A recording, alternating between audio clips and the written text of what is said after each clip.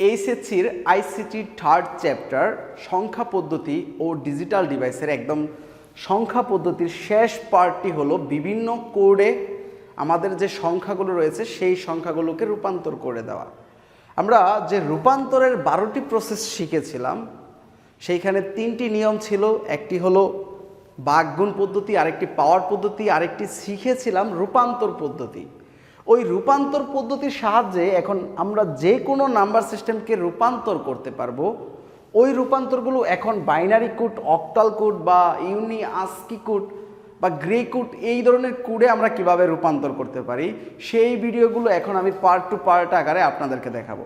এটা আমাদের একদম লাস্ট টপিক, এবং লাস্ট টপিকের আমি এই কোডগুলোকে রূপান্তরের যে পার্টগুলো রয়েছে সেগুলো অবশ্যই আমার ইউটিউব চ্যানেলে একদম প্লেলিস্ট থেকে সিরিয়াল ওয়াইজ দেখুন।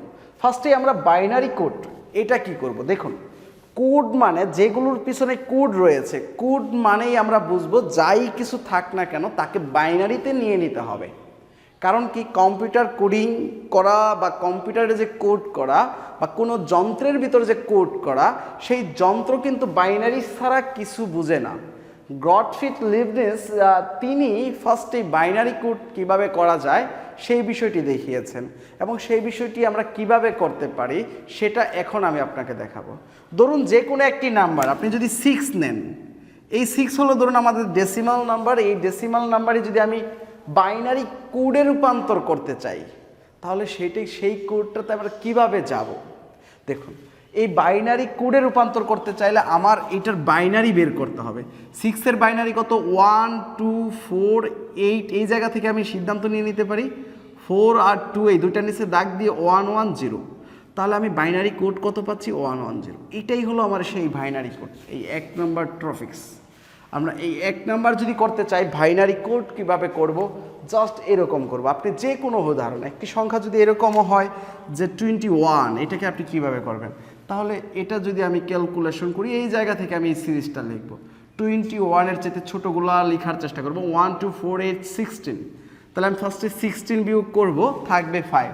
5 মানে 1 আর 4 বিয়োগ করে দেব, তাহলে 1 0 1 0 1। তাহলে 21-এর বাইনারি কোড কত? 1 0 1 0 1। এটাই হলো সেই আমার বাইনারি কোড। আমি বাইনারি কোডে যাকে রূপান্তর করে দিতে পারবো সেটাই হবে কি আমার বাইনারি কোড। আর আরেকটি উদাহরণ যদি আমরা করি, যেমন ধরুন 31 আমরা সেমভাবে লিখবো। 32 লিখতে পারবো না, তার মানে সবগুলো 1 1 হবে। 1টা 2টা 3টা 4টা 5টা হবে, 5টা 1। তাহলে আমরা যে কোনো নাম্বার সিস্টেমে আমরা বাইনারি কোড কিভাবে বের করব? বাইনারি কোড হলো আমরা যে কোনো নাম্বারকে বাইনারিতে রূপান্তর করে দেব। বাইনারিতে রূপান্তরের প্রসেসটা আমরা আগে থেকে জানি। আমরা যখন ডেসিমাল থেকে বাইনারি কিভাবে করতাম, যে শর্টকাট টেকনিকটি ইউজ করেছিলাম, সেই শর্টকাটের মাধ্যমে আমরা 0-1-এর একটি কোডে রূপান্তর করে দেব, আর এটাই হবে আমার বাইনারি কোড।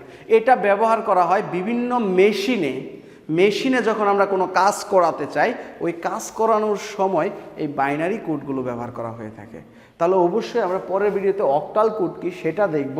আমার পরের ভিডিওটি ইউটিউব চ্যানেল থেকে দেখে নেবেন। ভালো থাকবেন, সুস্থ থাকবেন, আল্লাহ হাফেজ।